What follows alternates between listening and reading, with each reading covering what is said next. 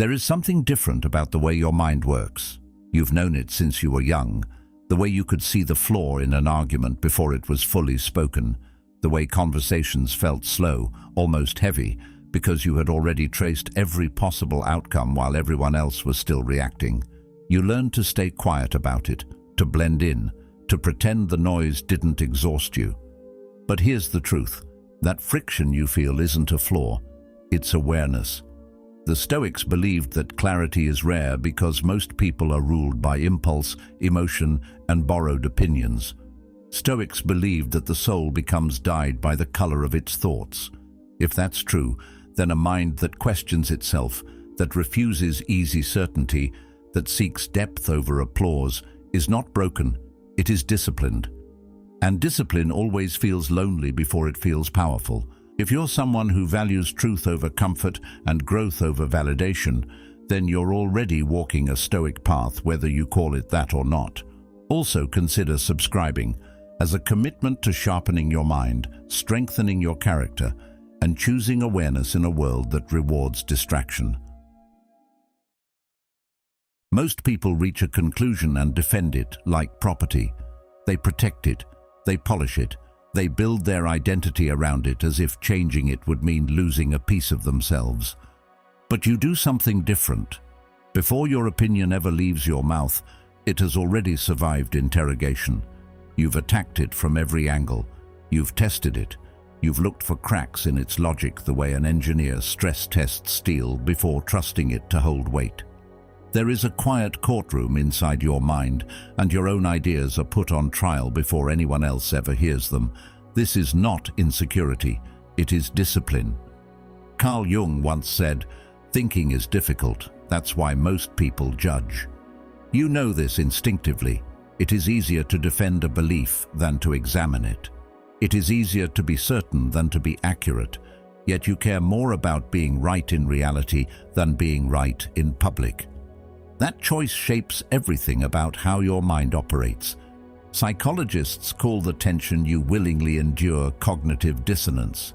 It is the discomfort that arises when two opposing beliefs collide inside the same skull. Most people rush to escape that discomfort. They grab the first explanation that feels stable and cling to it so they can breathe again. You don't. You sit in the contradiction. You let it stretch you. You allow two conflicting ideas to exist long enough for truth to surface. It does not feel pleasant. It feels like pressure building behind the eyes, like a knot tightening in the chest. But you have learned that clarity is often born from friction.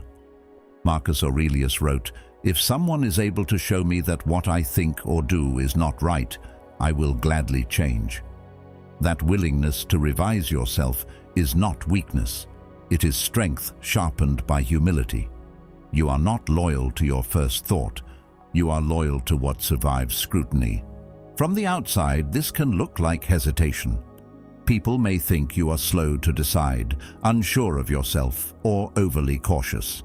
They mistake your internal audit for doubt. In reality, you refuse to commit cheaply.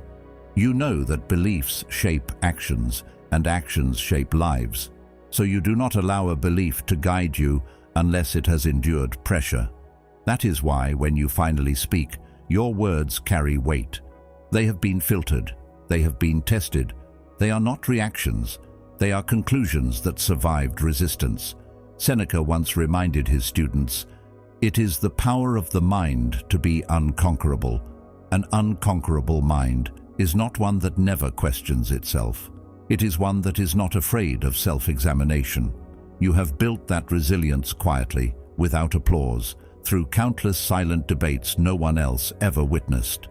Over time, this habit changes how you relate to certainty itself.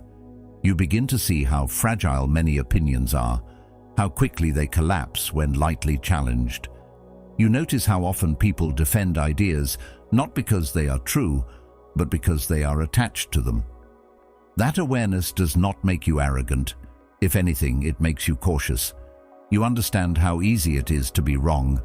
Epictetus put it simply, "It is impossible for a person to learn what he thinks he already knows." That sentence sits at the core of your thinking. As long as you keep questioning yourself, you remain teachable. And as long as you remain teachable, your mind keeps growing sharper. There is also a deeper effect. When you repeatedly dismantle your own assumptions, you slowly detach your identity from your opinions. You stop seeing disagreement as a threat. You begin to treat ideas like tools rather than trophies.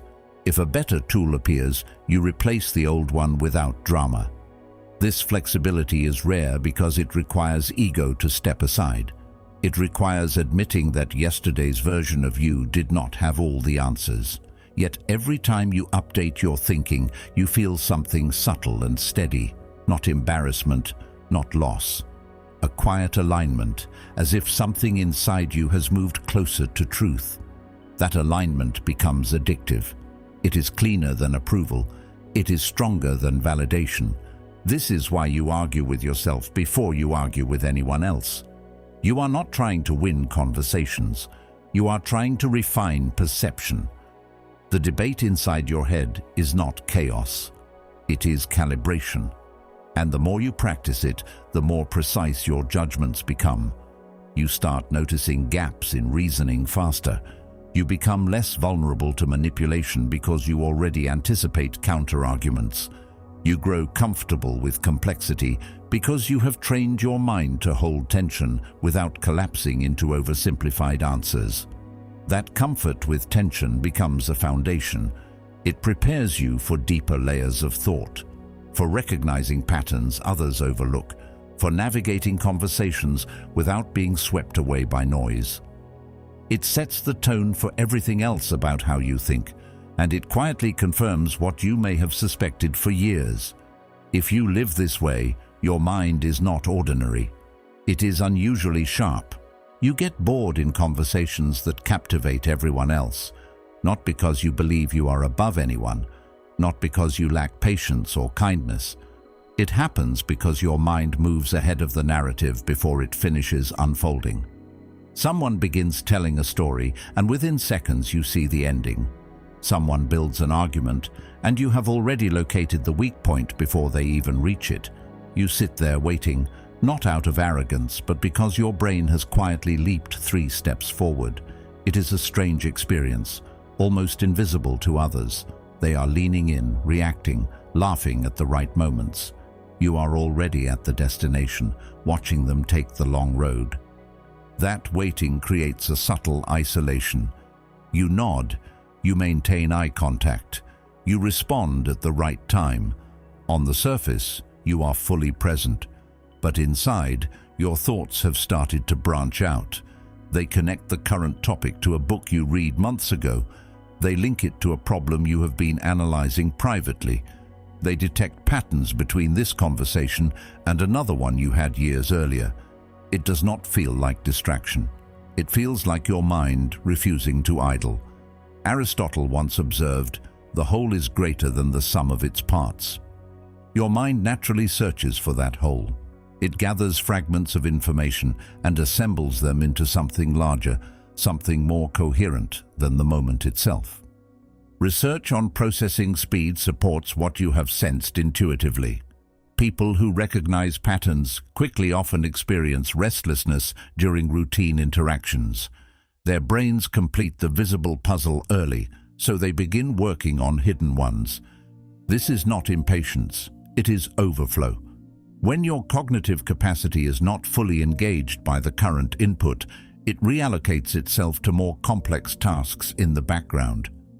That is why you can listen to someone speak while simultaneously analyzing the structure of their argument, the emotional tone beneath their words, and the possible long-term consequences of what they are saying. Your mind layers information instead of absorbing it in a single stream. Over time, this pattern shapes how you relate to social life. You may start to question yourself. You might wonder why ordinary exchanges feel thin or repetitive. You may worry that something is wrong with you because you crave conversations that go deeper, faster, further. But this hunger for density is not a flaw. It is a sign of how your mind operates. Socrates famously said, "The unexamined life is not worth living." You feel that instinctively. Surface-level talk can feel like a script repeated too many times. You are drawn toward meaning, toward analysis, toward the quiet architecture beneath simple words. There is also a creative side to this habit. When your mind wanders during slow conversations, it is not empty. It is building. It connects ideas across disciplines.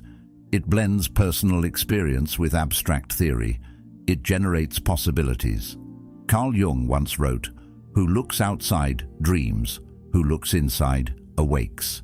When others are absorbed in the outer narrative, your awareness often turns inward, exploring connections that are not immediately visible.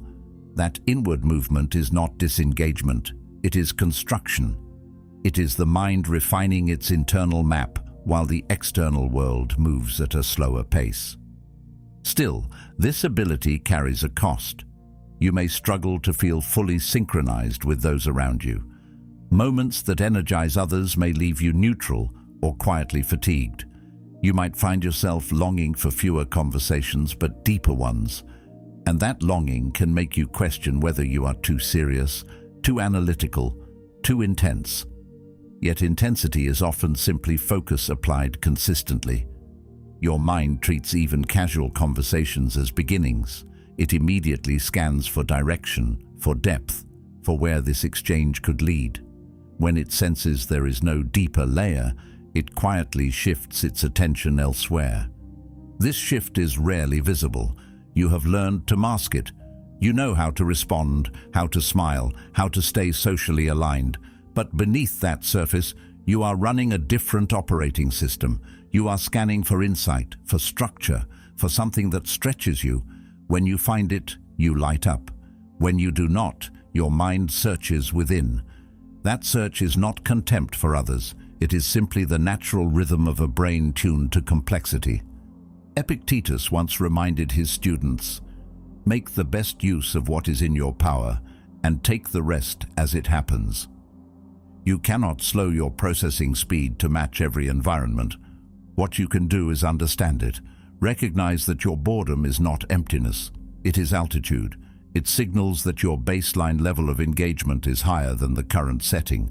It invites you to seek conversations, ideas, and challenges that match your capacity rather than shrink yourself to fit the room. When you stop interpreting this restlessness as arrogance or defect, something shifts. You begin to choose your environments more carefully. You gravitate toward people who enjoy complexity. You invest your energy where it stretches rather than drains you. And gradually you understand that this pattern is not random. It is consistent. It reflects the same precision you apply when you debate yourself internally. It mirrors the same commitment to depth over simplicity. If you often find yourself mentally ahead of the moment, quietly assembling larger patterns while others remain focused on the immediate thread, that is not disconnection. It is confirmation. Your mind is operating at a different frequency, and that frequency, when understood rather than suppressed, is another quiet sign that it is unusually sharp. You change your mind without feeling humiliated. For many people, changing an opinion feels like losing a battle. It feels like weakness, like public surrender. They would rather defend a flawed position than endure the discomfort of admitting they were wrong.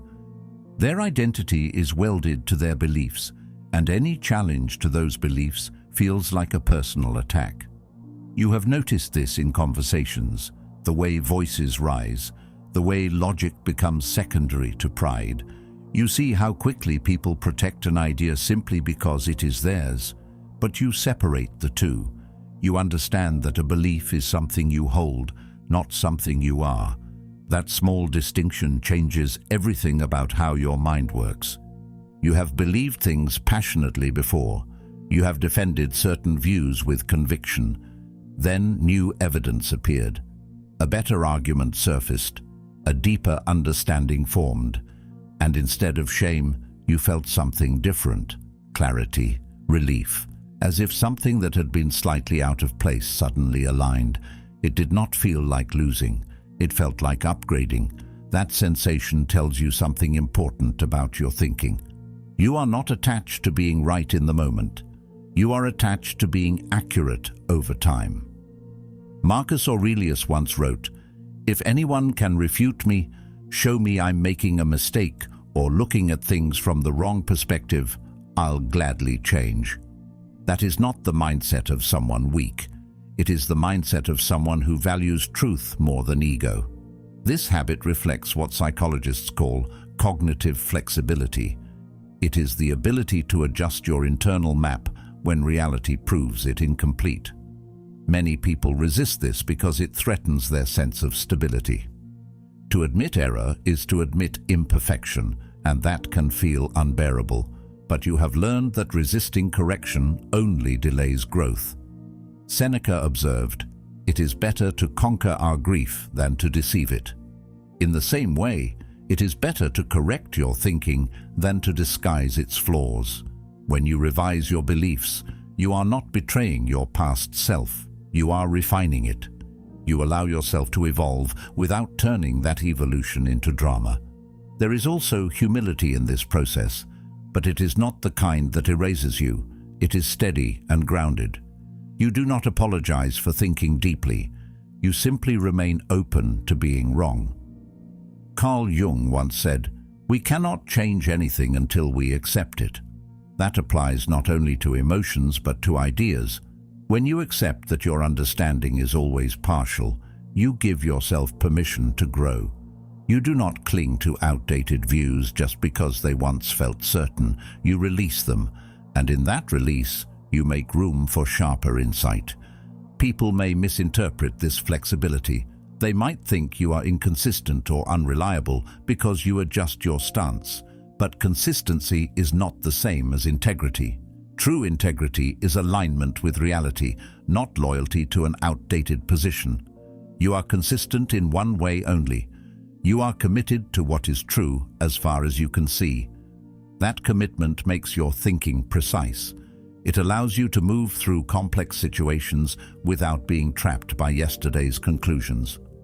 Plato wrote, "Wise men speak because they have something to say, fools because they have to say something." You speak when your thoughts have been refined, and when refinement requires change, you change. Over time, this approach strengthens your judgment. You become less defensive, less reactive, more analytical. When someone challenges your view, you do not feel immediate hostility. You listen. You weigh their words against your own reasoning. Sometimes you remain firm. Sometimes you shift. Either way, the decision is deliberate. You carry that principle quietly. As long as you remain teachable, your mind continues to sharpen. The moment you declare yourself finished, growth stops.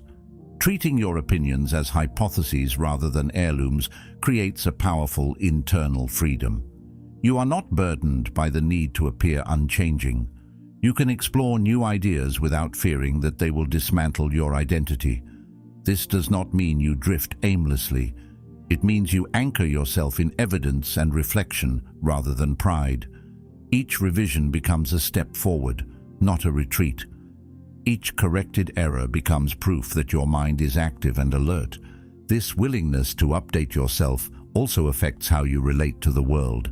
You are less likely to fall into rigid camps, less likely to defend positions simply because they are popular or traditional. You evaluate claims carefully. You ask whether they withstand scrutiny, and if they do not, you let them go. That habit may isolate you at times, especially in environments where certainty is valued more than accuracy. But it also protects you from stagnation. You continue to evolve while others remain fixed. When you look back on your past beliefs, you do not feel embarrassed by how much they have changed. You feel grateful that they have. It means you were paying attention. It means you were learning. It means your mind refused to settle for convenience. In a world where many cling to ideas long after they have expired, your flexibility is rare. It keeps your thinking dynamic. It keeps your perception clear.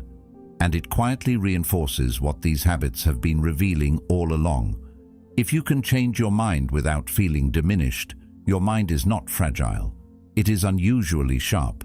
You notice what's missing before you notice what's present. Walk into a room and most people immediately catalog what they see: the arrangement of furniture, the expressions on faces, the tone of the conversation, the obvious details. Your mind does something quieter and far less common. It registers the gaps, the person who should have been there but isn't, the shift in energy when you entered, the topic that was carefully avoided, the question hovering in the air that no one dared to ask. You are not searching for drama. You are not trying to expose anyone. You simply perceive the empty spaces as clearly as others see the objects themselves. Absence contains information. In visual art, negative space defines the shape of the subject. Without the empty areas around it, the image collapses into chaos. In human interaction, the same principle applies. What is left unsaid often reveals more than what is spoken aloud. You may notice when someone answers a question too quickly, or when a detail is skipped without explanation. You sense when a plan sounds complete, but something essential has been quietly omitted. That sensitivity is not imagination running wild. It is pattern recognition operating at a higher resolution. Carl Jung once wrote, "The most intense conflicts, if overcome, leave behind a sense of security and calm." To overcome conflict, you must first detect it. You must recognize the tension that others ignore. Your awareness of absence is the first step toward that calm clarity. This habit makes you difficult to mislead. When someone presents a polished argument, you instinctively examine what was excluded. When a narrative seems convincing, you ask yourself what evidence was not shown. It is not that you distrust everything. It is that you understand how easily people can frame reality by highlighting certain facts and hiding others. Marcus Aurelius reminded himself, "You have power over your mind, not outside events. Realize this, and you will find strength." Part of that power is learning to question the visible surface. When you focus on what is missing, you protect your mind from being shaped too easily by incomplete information. At times, this perception can feel isolating. Others may not understand why you hesitate when everything appears straightforward. They may think you are overanalyzing, but you are not creating problems. You are identifying structural weaknesses before they collapse. Seneca observed, "It is more fitting for a man to laugh at life than to lament over it." To laugh at life with wisdom, you must see its hidden contradictions. Your ability to sense the unspoken layer allows you to move through situations with a quiet advantage. You are rarely shocked by outcomes because you noticed the signs long before they became obvious. There is a mental discipline behind this. You have trained yourself, perhaps without realizing it, to scan for inconsistencies, a promise that does not match behavior, a confident statement that lacks supporting detail, a plan that ignores a crucial variable. Your mind fills in missing pieces the way a skilled architect sees the structure behind the walls. Plato once said, "Reality is created by the mind. We can change our reality by changing our mind." By examining absence, you refuse to let surface appearances dictate your perception. You reconstruct a fuller picture inside your own thinking, rather than accepting the first version presented to you. This way of seeing also shapes your relationships. You notice when someone's words and emotions do not align. You sense when a conversation avoids something important. You may even feel the weight of a silence that others dismiss. Epictetus advised, "Don't explain your philosophy. Embody it." You embody this philosophy of perception quietly. You do not announce every inconsistency you detect. You simply adjust your trust, your expectations, and your behavior based on what you observe. That restraint requires maturity. It is easier to confront immediately than to process patiently, but you choose patience because clarity matters more than reaction. Over time, you realize that your awareness of absence extends beyond conversations.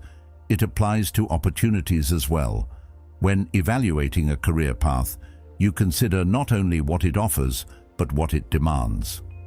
When entering a commitment, you think about what will no longer fit into your life. You weigh trade-offs that others overlook. Aristotle noted, "Quality is not an act, it is a habit." Your habit of examining the unseen increases the quality of your decisions. You do not rely solely on what is presented. You account for what is concealed or forgotten. This habit does not make you cynical, it makes you thorough. There is a difference. Cynicism assumes deception. Thoroughness examines possibility. You understand that every system, every story, every plan has gaps. Some are harmless, others are critical. By paying attention to absence, you reduce the chance of being blindsided. You become steady, less reactive, more deliberate. And although this perception can make you feel separate from those who operate only on visible details, it quietly strengthens your judgment. When you consistently notice what is missing before what is present, you operate with a depth that is hard to teach and even harder to measure. You see the structure beneath the surface. You read between lines without being told to.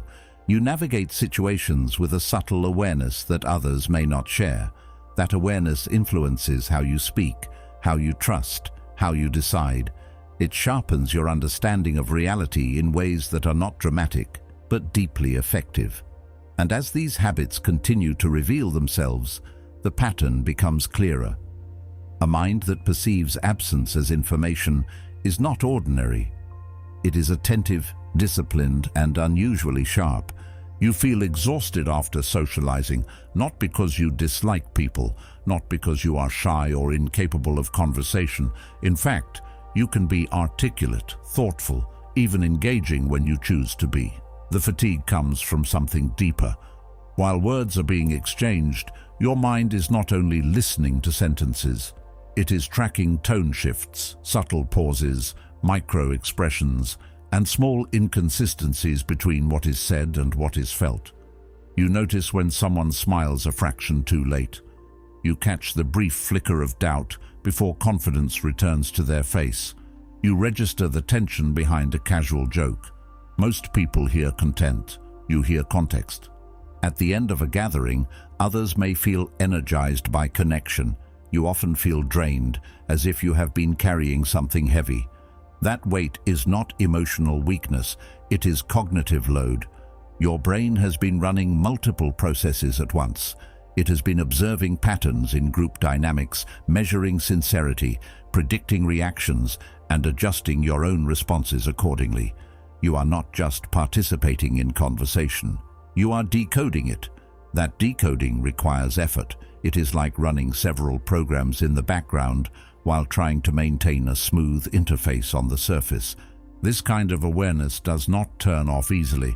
Even when you try to relax, your perception continues scanning. You may notice who dominates the conversation and who withdraws. You may sense unresolved tension between two people across the table. You may detect that someone's enthusiasm is forced. These observations arrive automatically. Carl Jung once wrote, "Until you make the unconscious conscious, it will direct your life and you will call it fate." You are often making the unconscious visible in real time. You see beneath the surface, and that clarity takes energy. It demands attention that most people never expend. Because you perceive so much, you also adjust more. You might soften your tone to ease tension. You might steer a discussion away from conflict before it escalates. You might hold back a sharp insight to protect someone's pride. These small adjustments are invisible to others, but they accumulate inside you. By the time the evening ends, you have been managing more than just your own words. You have been navigating an entire emotional landscape. Marcus Aurelius reminded himself, "The happiness of your life depends upon the quality of your thoughts." To maintain quality in a crowded mental environment requires effort. You are constantly filtering, evaluating, and choosing responses carefully. This is why solitude feels restorative rather than lonely. In quiet moments, your mind can rest from constant interpretation. There are no shifting expressions to analyze, no hidden meanings to uncover. The stillness allows your system to reset. Seneca once observed, To be everywhere is to be nowhere. When you are around many minds at once, your attention fragments. When you are alone, it gathers itself. That gathering restores clarity, it sharpens focus again, and it reminds you that your fatigue is not a flaw, but a sign of depth. You may have wondered at times whether something is wrong with you. Why do simple gatherings leave you so tired? Why does casual interaction feel like work? But if you look closely, the pattern reveals something else. You are processing layers that others skip. You are noticing the unsaid, the implied, the concealed. Aristotle noted, "The energy of the mind is the essence of life." Your mind expends energy generously in social settings. It moves quickly, mapping relationships and intentions. That energy expenditure is the cost of perception. There is also a protective element to this habit. Because you observe carefully, you are less likely to be manipulated. You sense when someone is being insincere. You detect when a narrative does not align with behavior. That awareness shields you, but it also means you rarely relax fully in crowded environments. Epictetus advised, "Be careful to leave your children a well-instructed rather than a rich father." In the same spirit, you leave conversations well-informed rather than simply entertained. You collect insight rather than impressions, and insight requires attention. Over time, you begin to accept that this exhaustion is a receipt. It proves that your mind was active at a level the room could not see. Most people leave with a memory of what was said. You leave with an internal blueprint of how it was said, why it was said, and what it might lead to. That blueprint guides your future interactions. It informs your trust. It refines your judgment. It strengthens your discernment. The fatigue fades, but the understanding remains. When you recognize this pattern, you stop labeling yourself as antisocial or overly sensitive. You understand that your mind operates at high resolution. High resolution always demands more processing power. That demand is not a defect. It is evidence of unusual sharpness. You do not simply experience social moments. You analyze them, integrate them, and learn from them. And although that depth can feel heavy at times, it quietly confirms what these habits continue to reveal. Your mind is not merely participating in the world around it.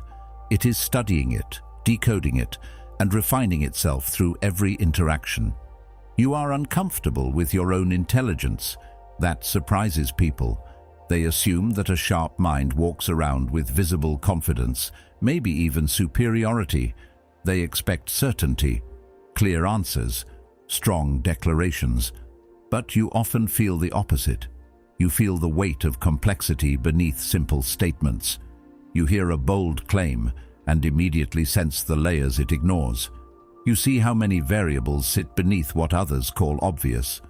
Instead of feeling powerful, you feel cautious. Not because you doubt your ability, but because you are aware of how much remains unknown. That awareness humbles you in a quiet way that others rarely understand. There is a psychological asymmetry at play here. Those who know very little in a subject often feel extremely confident. Their knowledge is small, so it looks complete from their point of view. There are no visible gaps because they have not yet explored enough territory to see them. As your understanding expands, the opposite happens. The perimeter of your knowledge grows, and with it, the border between what you know and what you do not know becomes larger. The more you learn, the more you recognize how much is left to learn.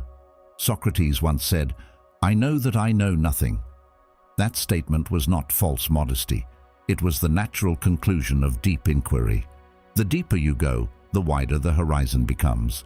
So when someone calls you smart, you may hesitate. You may smile politely, but internally you flinch.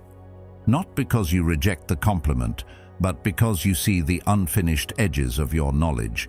You think about the questions you still cannot answer, the concepts you only partially grasp, the areas where your reasoning could still improve. This discomfort does not come from insecurity. It comes from perspective. Carl Jung wrote, "The more knowledge you have, the more you see how little you know. That realization does not diminish you. It sharpens you. It keeps you grounded. It protects you from arrogance. People sometimes mistake this humility for weakness. They might wonder why you do not assert yourself more boldly, but what they do not see is the internal discipline behind your restraint. You choose your words carefully because you know how easily ideas can be oversimplified. You resist speaking with absolute certainty because you understand how often certainty hides blind spots. Marcus Aurelius reminded himself, "The greatest obstacle to living is expectancy, which hangs upon tomorrow and loses today." In a similar way, the greatest obstacle to clear thinking is the illusion of total knowledge. You refuse that illusion. You stay present with the limits of your understanding. This habit also influences how you approach learning. You do not chase information just to collect it. You pursue depth. You revisit concepts. You question your own interpretations. And when you realize you misunderstood something, you do not collapse into shame. You adjust. Seneca once observed, "It is not that we have a short time to live, but that we waste a lot of it." You do not want to waste time pretending to know more than you do, so you invest that time refining your thinking instead.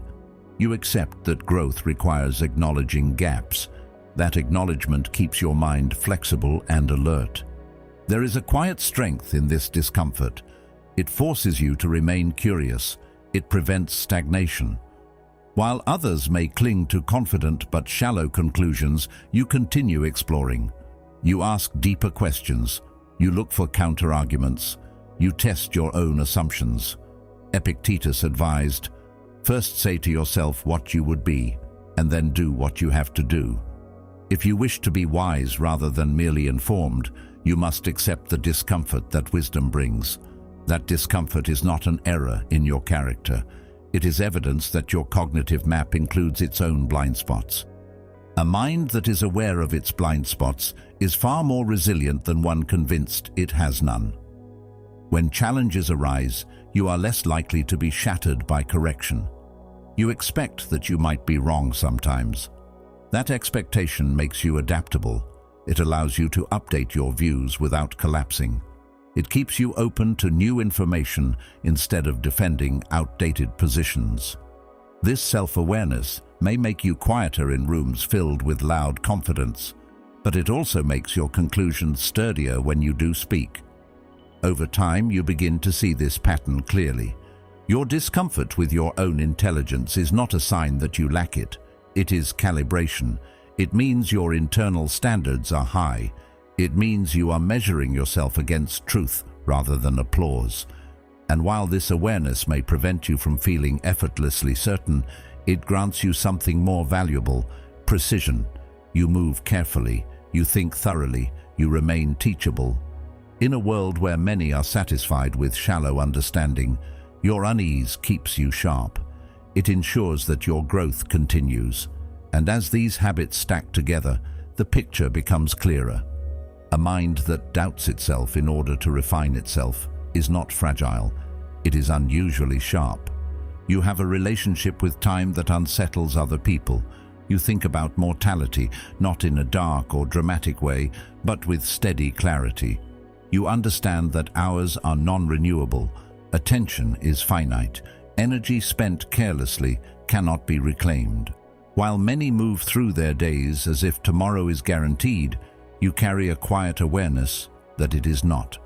This awareness does not make you anxious. It makes you selective. It sharpens your sense of proportion. It forces you to weigh your actions against the limited currency of your life. Because of this, when someone pulls you toward drama, gossip, or endless arguments that lead nowhere, something inside you resists. It is not judgment. It is calculation. You measure the cost. You ask yourself whether this conversation deserves a portion of your limited existence. You consider the hours required, the emotional toll involved, the potential growth gained or lost. Marcus Aurelius wrote, "You could leave life right now. Let that determine what you do and say and think." That line is not meant to frighten. It is meant to clarify. When you truly understand that time is finite, trivial matters lose their shine. You begin to treat each moment as something that must earn its place. This habit can make you appear distant. Others may think you are aloof or overly serious. They may not understand why you decline invitations without lengthy explanations. But you are not withdrawing from life. You are protecting it. That waste troubles you. You see how easily hours dissolve into distractions that add nothing to your growth or peace. So you choose carefully. You invest your time where it builds something, where it deepens understanding, where it aligns with your values. This relationship with time also affects your ambitions. You do not chase goals simply because they are impressive. You ask whether they are meaningful. You weigh long-term consequences against short-term rewards. You consider whether a pursuit is worth the years it may require. Epictetus advised, "How long are you going to wait before you demand the best for yourself?" That question echoes quietly in your decisions. Demanding the best does not mean chasing status. It means refusing to settle for activities that drain you without purpose. Your awareness of mortality also shapes how you handle setbacks. When something fails, you assess it quickly. You do not cling to sunk costs out of pride. You ask whether continuing would honor your time or waste it. This strategic thinking is not coldness. It is realism. You recognize that every commitment carries an opportunity cost. Time spent in one place cannot be spent elsewhere.